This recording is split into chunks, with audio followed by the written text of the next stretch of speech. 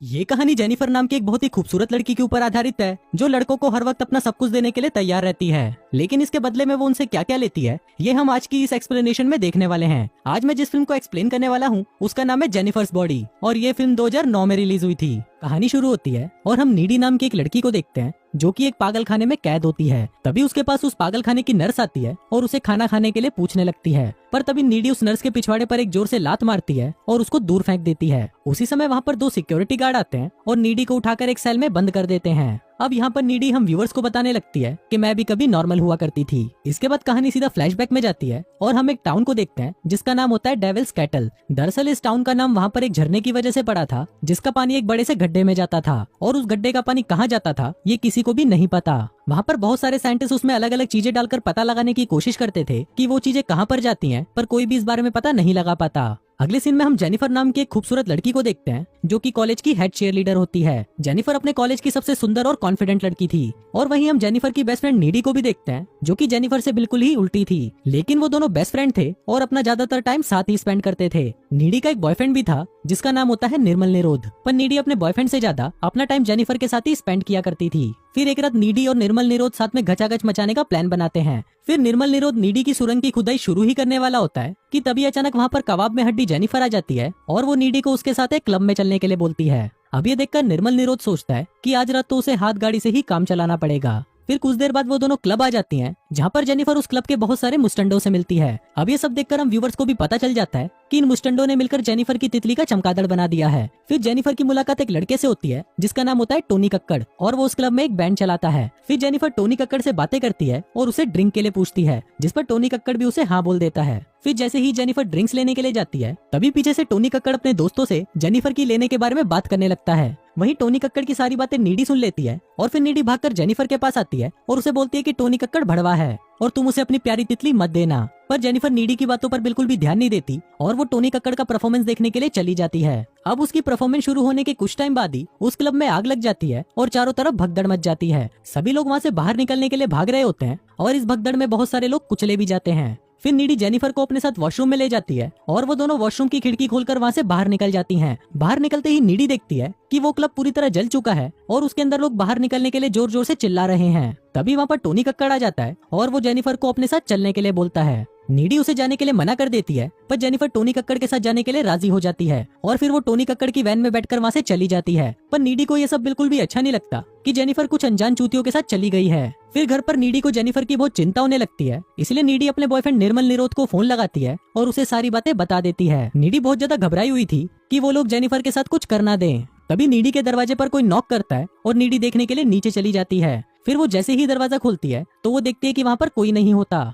फिर वो दरवाजा बंद करके वहाँ से जाने ही लगती है कि तभी उसको नीचे के रूम से किसी की आवाज आने लगती है। फिर नीडी उस रूम के अंदर जाती है तो वो देखती है कि वहाँ पर जेनिफर खड़ी है और उसके पूरे शरीर पर खून लगा हुआ है। इसके बाद जेनिफर नीडी का फ्रिज खोलती है और उसमें से कच्चा मांस निकालकर खाने लगती है। अब नीडी जेनिफर को देखकर बहुत डर जाती है और उससे बात करने की कोशिश करती है, पर जेनिफर वहाँ पर काफी डरावनी आवाजें निकालने लगती है और फिर वो अपने मुंह से कोई काला लिक्विड निकालकर वहाँ से चली जाती है। फिर अगली सुबह कॉलेज में नीडी जेनिफर और कल रात के बारे में सोच ही रही होती है कि तभी वहाँ पर जेनिफर आ जाती है, जो बिल्कुल ठीक लग रही थी। अब नीडी जेनिफर से कल रात के बारे में बात करने लगती है, पर तभी वहाँ पर प्रोफेसर चूतड़मल आ जाते हैं और पिछली रात क्लब में मरे हुए लोगों के बारे में बात करने लगते हैं। वहीं जेनिफर प्रोफेसर चूतड़मल की बातें सुनकर हंसने लगती है, जो कि नीडी को काफी अजीब लग रहा था। दूसरी तरफ हम स्कूल की फुटबॉल टीम के कैप्टन झुंझुनू को देखते हैं, जो कि ग्राउंड में अकेला खड़ा होता है। झुंझुनू अपने मरे हुए दोस्तों के बारे में सोचकर बहुत दुखी होता है, पर तभी उसके पास जेनिफर आती है और उसको बोलती है कि मैं भी बहुत दुखी हूँ, प्लीज मेरा दुख दूर करो। और ऐसा बोलकर वो झुंझुनू का हाथ अपने संतरों पर रख देती है। अब इससे झुंझुनू का छोटा झुंझुनू वाइब्रेट करने लगता है और फिर वो दोनों घचाघच मचाने के लिए जंगल में चले जाते हैं।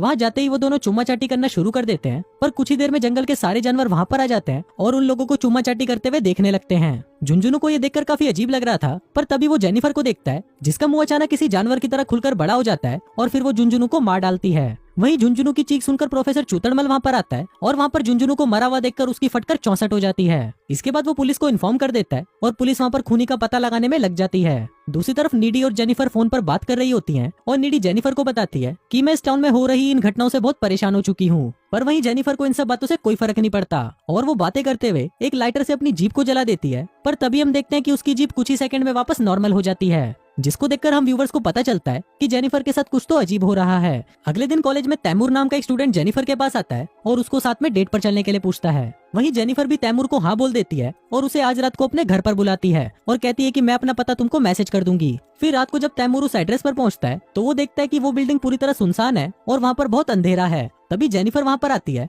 और तैमूर के पास आकर उसे किस करने लगती है। इसी दौरान तैमूर नोटिस करता है कि जेनिफर की आंखों का कलर चेंज हो रहा है। अब ये देखकर तैमूर डर जाता है और वहाँ से भागने की कोशिश करता है, पर उसी वक्त जेनिफर तैमूर पर हमला कर देती है और उसे मारकर खा जाती है। दूसरी तरफ हम नीडी को देखते हैं जो कि अपने बॉयफ्रेंड के साथ पलंग तोड़ रही होती है, लेकिन तभी वहाँ पर उसको जेनिफर दिखाई देती है, जिसको देखकर वो काफी ज्यादा डर जाती है और उठकर वहाँ से चली जाती है। नीडी कार ड्राइव करके अपने घर जा रही होती है, पर तभी रास्ते में उसे जेनिफर दिखाई देती है जो उसके कार के ऊपर जंप करती है। अब ये सब देखकर नीडी की भी फटकर 64 हो जाती है और वो घर आकर रोने लगती है। इसके बाद वो जैसे ही अपने रूम में जाती है तो वो देखती है कि जेनिफर वहीं पर है। फिर जेनिफर नीडी के पास आती है और उसे रिझाने की कोशिश करने लगती है। फिर वो दोनों चुम्मा चाटी करना शुरू कर देते हैं, पर नीडी को दो सुरंगों को आपस में रगड़ने में कोई इंटरेस्ट नहीं था, इसलिए वो जेनिफर को आगे का प्रोसेस करने से रोक देती है। वहीं ये सब देखकर हम व्यूवर्स का भी मूड खराब हो जाता है क्योंकि मेन काम तो रुक ही गया था। इसके बाद जेनिफर नीडी को उस रात के बारे में बताती है जिस रात क्लब में आग लगी थी। यहाँ पर हमें पता चलता है कि उस रात टोनी कक्कड़ जेनिफर को उसी झरने के पास लेकर गया था और वहाँ पर टोनी कक्कड़ और उसका बैंड सक्सेस पाने के लिए शैतान को जेनिफर की बलि देने वाले थे। फिर वहाँ पर टोनी कक्कड़ जेनिफर से पूछता है कि क्या तुम सील पैक हो। अब जेनिफर काफी डरी हुई थी, इसलिए वो झूठ बोल देती है कि हाँ मैं सील पैक हूँ। इसके बाद टोनी कक्कड़ जेनिफर के पेट में चाकू मार देता है और उसे उस झरने में फेंक देता है। अब टोनी कक्कड़ ने तो अपना रिचुअल कंप्लीट कर लिया था और अब उसे लग रहा था कि उसका बैंड फेमस हो जाएगा, लेकिन उसके प्रोसेस में एक कमी थी और वो था जेनिफर का सील पैक ना होना, जिस वजह से जेनिफर वापस जिंदा हो जाती है और उसमें इवल पावर्स आ जाती हैं। अब ये बताते हुए जेनिफर अपने हाथ में कट लगाती है जो तुरंत वापस नॉर्मल हो जाता है। अब ये सब देखकर नीडी काफी डर जाती है और वो जेनिफर को वहाँ से जाने के लिए बोलती है और फिर जेनिफर भी उसके घर की विंडो से कूदकर वहाँ से चली जाती है। फिर अगले दिन नीडी जेनिफर के साथ जो कुछ हो रहा था उसके बारे में पता लगाने लाइब्रेरी जाती है और वहाँ पर कुछ बुक्स पढ़ने के बाद नीडी को ये पता चलता है कि टोनी कक्कड़ और उसके बैंड ने जेनिफर को सील पैक समझकर उसकी बलि दे दी थी, पर वहीं जेनिफर की बॉडी पर डेविल ने कब्जा कर लिया, जिस वजह से उसके अंदर डेविल की पावर्स आ गई हैं। यहाँ पर नीडी को ये भी पता चलता है कि अगर जेनिफर को सुंदर रहना है तो उसे इंसानों को मारकर खाते रहना होगा और जेनिफर को मारने का एक ही तरीका है, उसके दिल पर वार करना। अब नीडी को ये डर लगने लगता है कि कहीं जेनिफर उसके बॉयफ्रेंड निर्मल निरोध को भी ना मार डाले, इसलिए नीडी निर्मल निरोध के पास जाती है और उससे ब्रेकअप कर लेती है। साथ ही वो उसे ये भी बताती है कि जेनिफर अब एक डेविल बन चुकी है, पर इस पर निर्मल निरोध उसकी बातों पर विश्वास नहीं करता और वहाँ से चला जाता है। उसी रात स्कूल में एक डांस पार्टी होती है और सभी लोग उस पार्टी में जाने के लिए तैयार हो रहे होते हैं। तभी नीडी भी सबसे पहले उस पार्टी में पहुंच जाती है और वहाँ पर निर्मल निरोध का इंतजार करने लगती है। दूसरी तरफ निर्मल निरोध पैदल ही अपने घर से उस पार्टी में जा रहा होता है। तभी रास्ते में उसे जेनिफर मिलती है और उसे नीडी के बारे में बताने लगती है। जेनिफर उसे बताती है कि स्कूल टाइम में नीडी के मौत के कुएं में बहुत सारे लड़कों ने अपनी बाइक चलाई है। अभी सभी बातें सुनकर निर्मल निरोध काफी सैड हो जाता है, पर तभी जेनिफर उसे रिझाने लगती है और उसके साथ घचाघच करने के लिए उसे लेकर एक सुनसान जगह पर आ जाती है। वहीं पार्टी में नीडी को ऐसा एहसास होने लगता है कि शायद जेनिफर उसके बॉयफ्रेंड के साथ कुछ बुरा करने वाली है, इसलिए वो परेशान होकर निर्मल निरोध को ढूंढने के लिए पार्टी से बाहर आ जाती है। दूसरी तरफ जेनिफर निर्मल के साथ घचाघच करने की कोशिश करती है, पर तभी निर्मल उसे बताता है कि वो अभी भी नीडी से बहुत प्यार करता है। अब इस बात से गुस्सा होकर जेनिफर निर्मल को पानी में गिरा देती है और उसको मारने के लिए उसके पास आने लगती है, पर तभी वहाँ पर नीडी आ जाती है और अब जेनिफर उन दोनों को ही मारने की कोशिश करती है। फिर लड़ाई के दौरान निर्मल निरोध की वहीं मौत हो जाती है और जेनिफर वहाँ से भाग जाती है। अब नीडी को निर्मल निरोध की मौत से बहुत दुख होता है और अगले ही सीन में नीडी जेनिफर के घर पर जाकर उस पर हमला कर देती है। वहाँ उन दोनों में काफी लड़ाई होती है, जिस दौरान जेनिफर नीडी के कंधे पर काट लेती है, जिसके बाद नीडी जेनिफर के दिल पर वार करती है और उसे मार डालती है। फिर कुछ देर बाद जेनिफर की मॉम वहाँ पर आती है और वो नीडी को जेनिफर को मारते हुए देख लेती है। अब जेनिफर के खून के इल्जाम में नीडी को एक मेंटल हॉस्पिटल में भेज दिया जाता है। अब यहाँ से फिल्म वापस प्रेजेंट में आती है और हम देखते हैं कि जब लड़ाई के दौरान जेनिफर ने नीडी के कंधे पर काटा था, तभी नीडी के अंदर भी वो सारी शैतानी शक्तियाँ आ गई थी। इसके बाद नीडी उस जेल को तोड़कर वहाँ से बाहर आ जाती है और वहाँ से सीधा उस झरने के पास जाती है जहाँ पर जेनिफर की बलि दी गई थी। अब फिल्म के लास्ट सीन में हम देखते हैं कि टोनी कक्कड़ और उसका बैंड काफी फेमस हो गया है, पर कुछ ही दिनों के अंदर उसके बैंड के सभी लोग मारे जाते हैं और सीसीटीवी फुटेज से पता चलता है कि नीडी ने ही जेनिफर का बदला लेने के लिए उनको मार डाला है। और फिर इसी के साथ ही ये फिल्म यहीं खत्म हो जाती है।